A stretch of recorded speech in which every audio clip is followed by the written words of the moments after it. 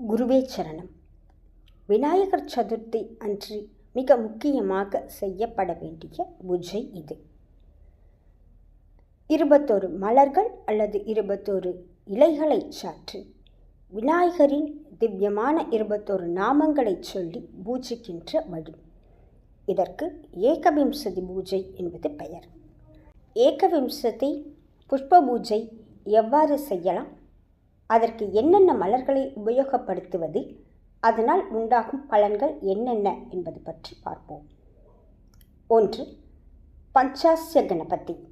இந்நாமத்தை சொல்லி புன்னை மலர்களை சமர்ப்பிக்க வேண்டும்.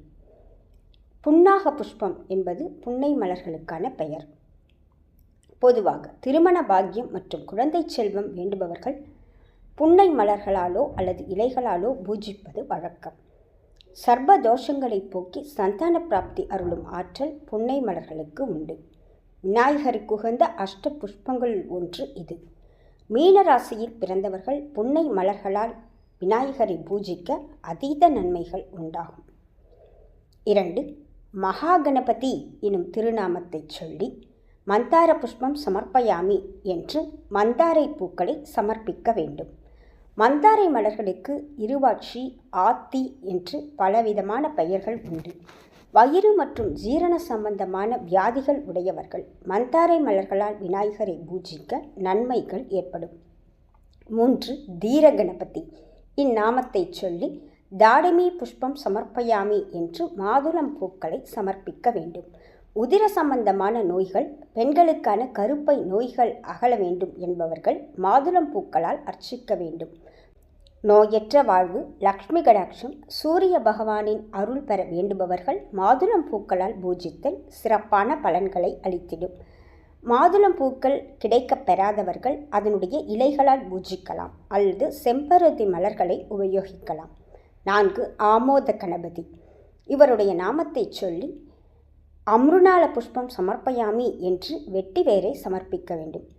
விநாயக பெருமானுக்கு வெட்டிவேர் சார்த்தி வழிபடுவதால் கட்டி, சிரங்கு, தோளின் மேல் தோன்றும் கொப்புளங்கள், உடற்சூடு சம்பந்தமான பிரச்சனைகளுக்கு நிவாரணம் கிடைக்கும்.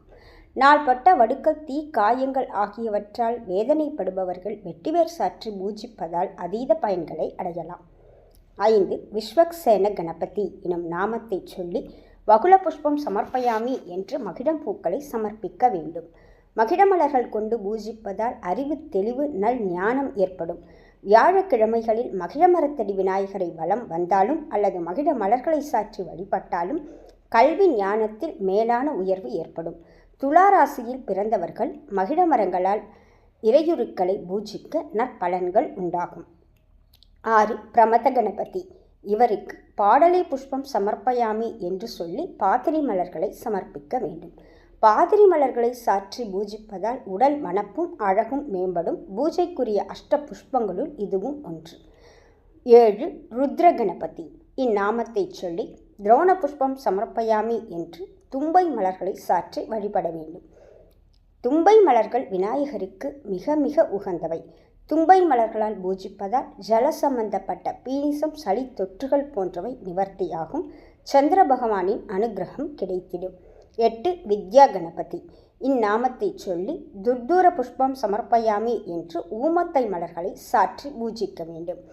ஊமத்தை மலர்களால் பூஜிப்பதால் சித்த பிரமை, மனக்கோளாறுகள் நீங்கிடும். உண்மத்த நிலை தெளியும். சனீஸ்வர பகவான் அருள் கிடைத்திடும். 9. விக்ன கணபதி எனும் நாமத்தை சொல்லி செண்பக புஷ்பம் சமர்ப்பயாமி என்று செண்பக மலர்களை சாற்றி வழிபட வேண்டும். சம்பகா புஷ்பங்களை சாற்றி பூஜிப்பதால் குடும்ப ஒற்றுமை, மன மகிழ்ச்சி ஏற்படும். கண்ணொளி மிகும். கணபதிக்கு விசேஷமான அஷ்ட புஷ்பங்களுள் செண்பகமும் ஒன்று. 10. துரித கணபதி. இந்நாமத்தை சொல்லி ரசால புஷ்பம் சமர்ப்பயாமி என மாம்பூக்களை சமர்ப்பிக்க வேண்டும். கடுமையான வயிற்று புண்கள் ஏற்பட்டவர்கள், அன்னதோஷம் ஏற்பட்டு எதையும் உண்ண முடியாது அவதிப்படுபவர்கள், நீரிழிவு உடையவர்கள் மாம்பூக்களால் பூஜிக்க அளவற்ற நன்மைகள் உண்டாகும். 11. காமிதார்த்த பிரத கணபதியே நமஹ என்று சொல்லி கேதகி புஷ்பம் சமர்ப்பயாமி என தாழம்பூக்களை சமர்ப்பிக்க வேண்டும். பொதுவாக விநாயகருக்கு தாழம்பூக்களை பூஜைக்கு உபயோகப்படுத்துவது கிடையாது. ஆனாலும் விநாயகர் சதுர்த்தி அன்றைய தினம் மட்டும் தாழம்பூக்களை பூஜைக்கு பயன்படுத்தலாம் என்று சாஸ்திர விலக்கு சொல்லப்பட்டிருக்கின்றது. பெண்கள் தாழை மலர்களை சாற்றி விநாயகரை வழிபாடாற்றுவதன் மூலம் நல்ல புத்திரர்கள் அடையப்பெறுவர், சர்வ தோஷங்கள் நீங்கிடும், இஷ்டகாரிய சித்தி கிடைத்திடும்.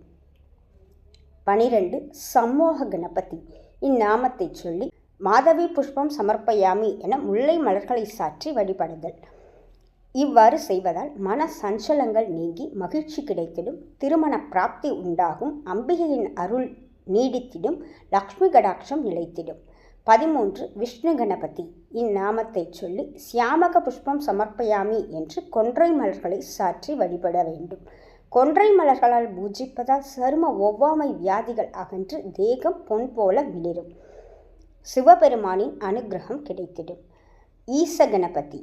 இந்நாமத்தினை சொல்லி அர்க்க புஷ்பம் சமர்ப்பயாமி என எருக்கு மலர்களை சாற்ற வேண்டும். எருக்கு மலர்கள் சாற்றி வழிபடுவதால் வெண் குஷ்டம், வெண் தோல் போன்ற சரும வியாதிகளிலிருந்து நிவாரணம் கிடைக்கும், நவக்கிரகங்களின் அனுகிரகம் கிடைத்திடும். விநாயகருக்குரிய அஷ்ட புஷ்பங்களுள் எருக்கும் ஒன்று.